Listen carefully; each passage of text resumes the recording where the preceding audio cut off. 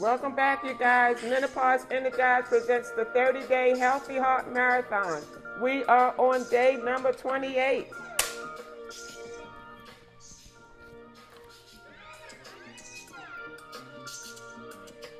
Welcome back, you guys. This is Sheila, registered nurse with the Healthy Heart Marathon. We are down to getting to the finish line, you guys. We are on day number 28.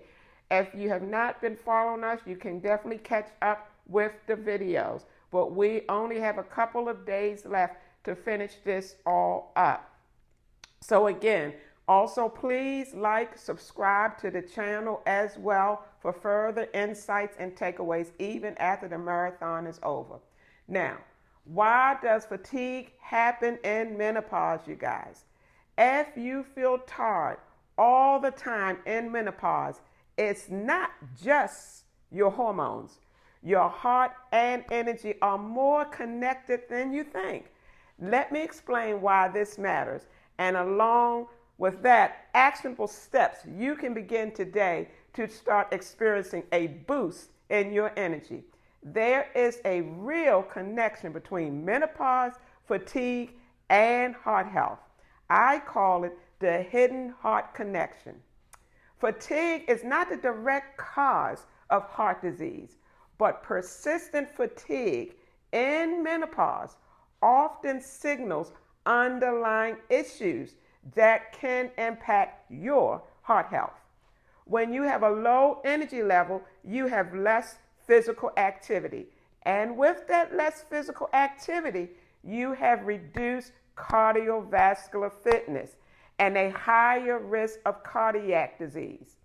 As we always talk about through this whole 30-day marathon, cardiovascular disease is the #1 killer in women, and the risk gets higher in your menopausal years.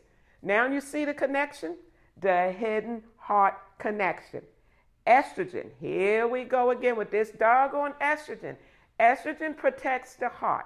When estrogen drops, our risk for cardiovascular disease increases. That includes elevated blood pressure, changes in your cholesterol level, and decreased heart efficiency. With decreased heart efficiency, you have reduced cardiac output.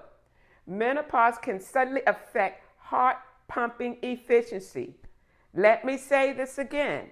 Estrogen drops, which leads to other factors that decrease the efficiency of the heart.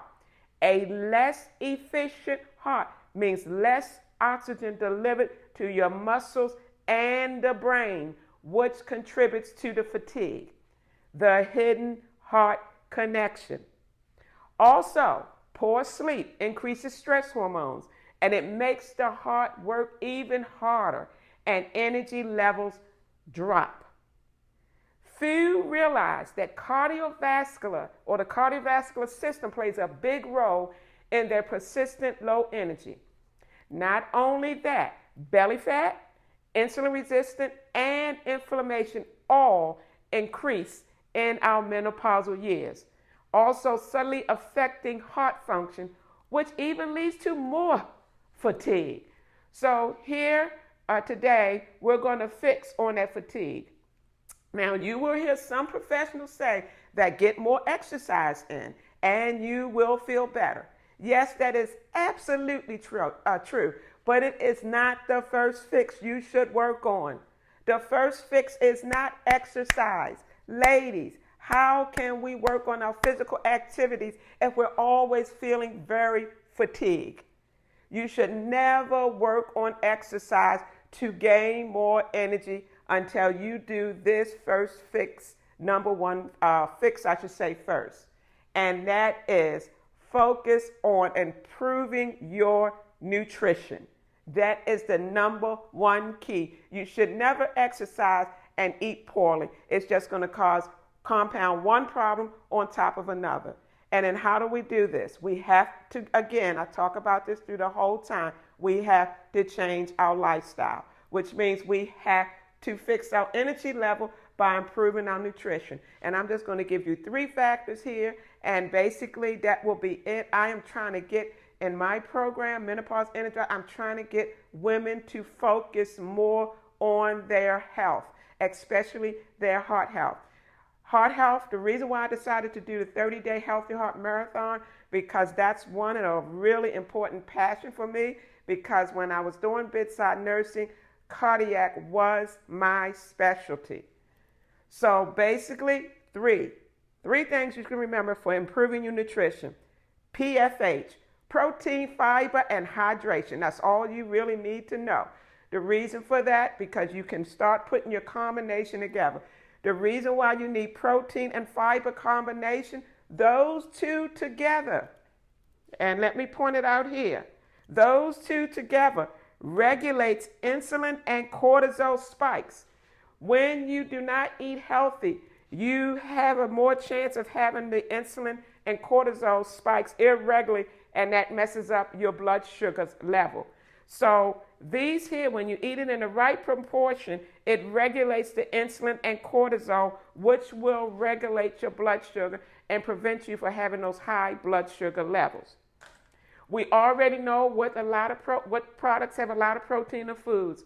I put up what's a biggie for me, what works for me. Again, for me, I have to eat right first before I exercise. I learned that the hard way many years ago. Salmon is a biggie, full of omega-3s that helps with lowering your bad cholesterol and rising the good cholesterol. We talked about that.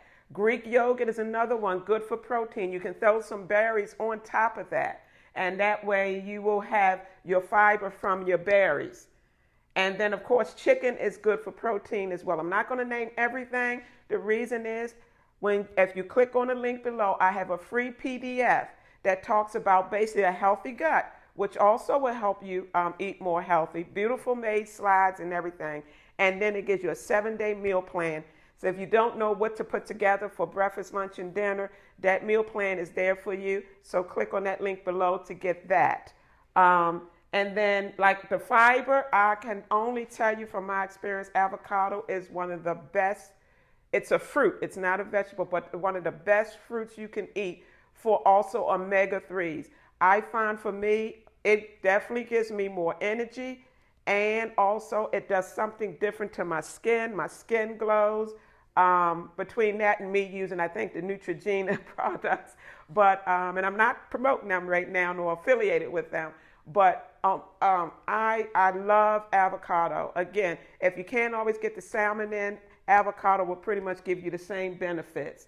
And then I do also Fiber One cereal. Again, I teach all of this. I have a 3-week mini nutritional program that is very thorough, very detailed.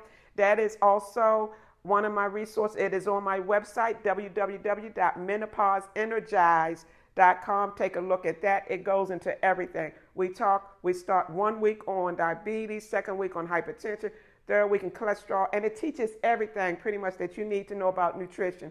And you get your meal plan for each session. So take a look at that as well. And then we have hydration, of course.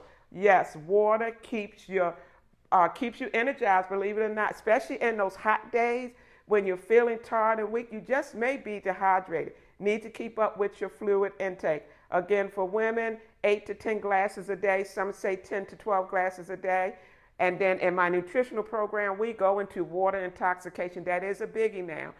You definitely have to watch out for that. But we talk about all of that. So that's why I can't get everything in this. And that's why I decided to do a whole 3-week mini nutritional program. And so those are the things you should be focusing on: PFH, protein, fiber, and hydration. I will tell you, if you do this diet, if you want to follow that meal plan that I have in the link below, you should, I should say. I don't want to get on here and promise things that are not really realistic. I really try to catch myself with that when I'm doing these programs. I want to be real. I don't want to be giving anybody any false hope. But you should see a difference 1 to 2 weeks in your energy level when you just change the nutrition alone. And then once you get that together, then go on with your bad self and run and do that exercise. It really makes a difference. It's all about modifying our lifestyle. So this was day number 28. We will be going into day number 29 tomorrow. And as always, as I say at the end, oh, and before I go, please like. It would really mean a lot to me to like and subscribe, and more than anything, share, because I know there's somebody out there that needs to hear this information as well. Because once this 30-day Healthy Heart Marathon is over, Menopause Energized is not over. It is my program, and I will be here to continue to give you insights and takeaway for women's health in the menopausal years. Again, visit my website. You can click on the link below for other resources and tools.